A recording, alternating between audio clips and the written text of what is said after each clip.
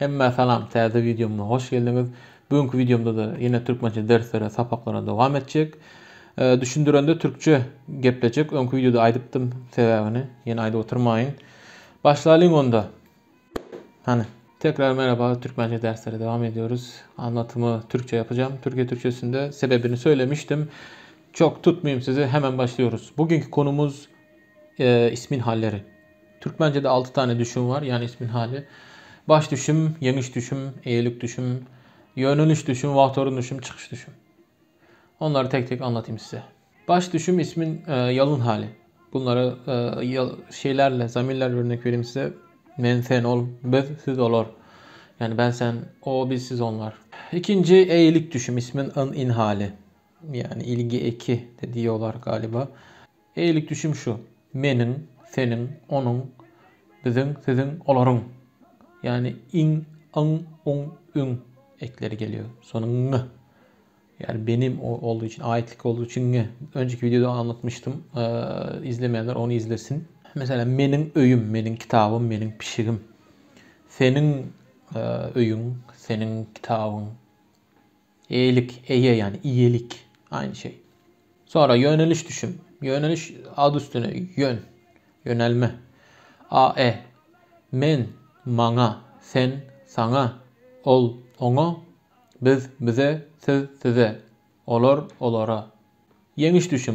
İsmin ı, i hali. Yani belirtme eki. Men, meni, sen, seni, ol, onu, biz, bizi, siz, sizi, olur, oları. Vaktorun düşüm. İsmin dade eki alması. Yani men, mende, sen, sende, ol, onda, biz, bizde, siz, sizde, olur, olarda. Sonra çıkış düşüm. Dan, den, men, menden, senden, ondan, bizden, sizden, olardan. Bir şey demek istiyorum size. Daha önce de önceki derste de söyledim. Bizde farklı telaffuzlar var. Mesela Türkmence çok fonetik bir dil. Bunu unutmayın. Yani uzun ünlüler, peltek, diş arası sesler derken mesela bu vahtorun ve çıkış düşümlerindeki dade ve danden eklerine çok denk geleceksiniz. Mende, fende yazılır. Öyle söyleyen de var. Edebi dilde öyle olması gerekiyor. Ama şöyle de duyabilirsiniz. Menne, fenne. Yani benzeşme olayı oluyor. N'de iki tane ne olabiliyor. Menden, mennen. Fenden, fennen olabiliyor. Bu tabi bizim şeylere bağlı. Şivelere. Mesela bizde yani iki tane z de olabilir benzeşme. Bizde, sizde diyen de duyabilirsiniz. Bunu unutmayın. Ben size bu dersi anlatırken böyle ezbere geçmek istemiyorum. Her yönden anlatmak istiyorum. En çok da fonetik. Ben fonetiğe çok takarım. Çünkü önemli bir şey. Bir de Türk dilleri içinde Türkmence'de fonetik çok önemli. Çünkü bizde dediğim gibi farklı sesler, farklı uzun ünlüler olduğu için fonetik önemlidir. Şunu demek istiyorum. Önceki videolarda bir tane yorum görmüştüm. Öyle düşünen de çok. Diyor ki Türkmenistan'ın şu anki edebi dili bir tane mahalli bir ağzı resmi dil yapmışlar. Aslında Türkmenlerin hepsi böyle konuşmuyor. Yani peltek, diş arası sesleri diyor bilmem neyi. Diyor Afganistan'daki Türkmenler öyle konuşmuyor. Bu sadece Türkmenistan'a ait bir şey. Hatta Türkmenistan'ın da her yerinde yok bilmem ne. Şimdi şöyle. Afganistan'ın gençlerinde bu diş arası SZ sesleri kaybolmuş. İran'ın hepsinde var. Türkmen Sahra'daki Türkmenlerin gencinden de 7'den 70 hepsinde F, V sesleri var. Türkmenistan'da da var. Düşünüyorlar ki sadece tekelerde var. Hayır. Bu yanlış. Buradan biz çıkıp kendimizden uydurmuyoruz böyle böyle diye. Yani bildiğimiz bir şey vardır. Onu o yüzden diyoruzdur. Bu demek değildir ki Türkmence öğrenen, Türkmence konuşan herkes illa peltek, diş arasız, sazı diye konuşsun diye. Konuşmayabilir ama genellikle böyle. O yüzden derslerinde de Türkmence derken de bu sesler göz önüne alınır. Tabi peltek olmayan ağızlar da var. Ama Afganistan'daki, yani benim demek istediğim Afganistan'daki Türkmenler Ersarlar. Onlar bizdeki Ersarlar peltek konuşur.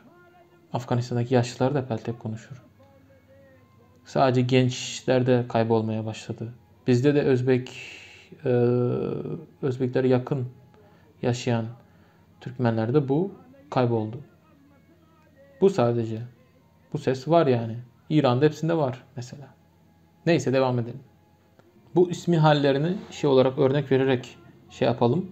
Mesela kim ne menire, yani kim ne nere sorularına cevap vererek, kim derken bir isim verelim. Bir kızın ismi diyelim Gözel. Yani güzel.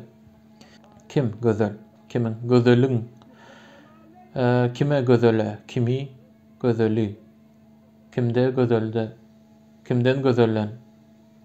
Gözelden. Yani farklı telaffuzlar duyabilirsiniz. Bir de dedim.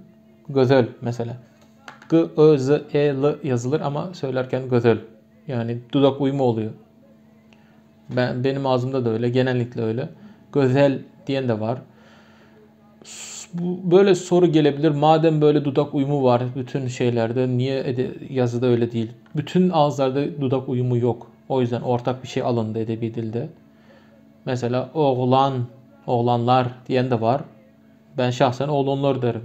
Yani dudak uyumu var benim ağzımda. %60 gibi de öyle. Ama diğer şeyleri de göz önüne alarak ortak bir şey yapıldı edebi dilde. Yani bu da değil ki yani sizin ağzı resmi edebi diliniz tekelere göre ya da yomutlara göre yapıldı. Hayır. Ortak bir şey. Bunu unutmayın. Eğer teke ağzına göre olsaydı yazıda da çok farklı olurdu. Bütün hepsi dudak uyumu olurdu. Geldim değil gellim olurdu. Aldım değil allım olurdu. Bizde diye yazılmazdı. Bizde diye yazılırdı. Yani böyle şeylere inanmayın. Devam. Neme? Mesela pişik. Yani kedi. Neme? Pişik. Nemenin, pişiğin. Oradaki K, G oluyor. Telaffuzda G gibi çıkıyor. Pişiğin. Pişiği. Pişiğe. Pişikte. Pişikten. Bu. Nire. Balkan. Bizim bir vilayet. Batıdaki. Nire. Balkan. Nire'nin. Balkan'ın. Nire. Balkan'a. Nireni. Balkan'ı. Nire'de. Balkan'da. Nire'den. Balkan'dan. Bunu tekrar söylüyorum. Nire'de derken yani nerede? Balkan'da derim ben şahsen. Balkan'na diye iki ne ile söyleyen de duyabilirsiniz. Unutmayın. Bunlar neden söylüyorum? Çünkü siz film, Türkmence şarkılar dinlerken böyle telaffuzlar duyabilirsiniz. Bu yüzden. Balkan mesela Nire'den, Balkan'dan. Değil mi? O Balkan'dan diye de duyabilirsiniz. Bu. Şimdi daha önceki derste söylediğim gibi sonu ünlüyle biten isimlere yani kelimelere ek geldiği zaman, ünlü ek geldiği zaman uzama oluyor demiştim. Burada da onunla örnek vereyim. Mesela tekrar kim? İsmi ata olsun. Ata. Tamam.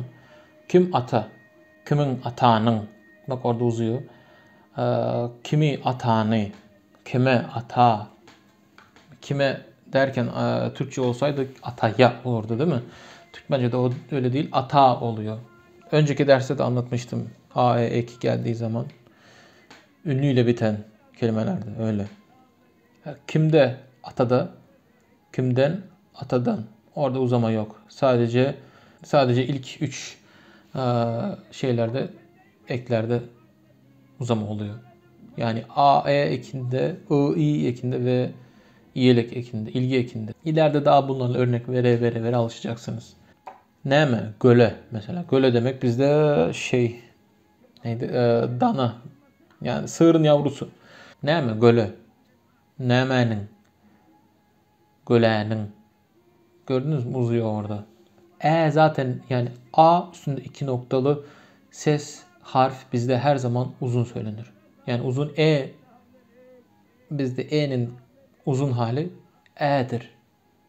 Bunu unutmayın. Göle, gölenin. Çünkü göle artı ın, in eki geliyor, birleşiyor, oluyor. Gölenin. Neme? Göle. Göleye. Yani orada ye yok. Nemeni? Göleni. Nemede gölede. Nemeden göleden. Son o dade ve danden ekinde hariç hepsinde uzama var. Nire sorusuna şey yapalım. Nire sonu ünlüyle biten bir yer. Marı. Bizim Marı velayetimiz. O ile bitiyor. Nire Marı. Nire'nin, Mari'nin. Duydunuz mu? Uzuyor. Oy. Nire Mara. Nire'ni, Mari'ni. Nire'den, Mara'dan. Nire'de, Nire'de Mara'da. Nire'den Mara'dan.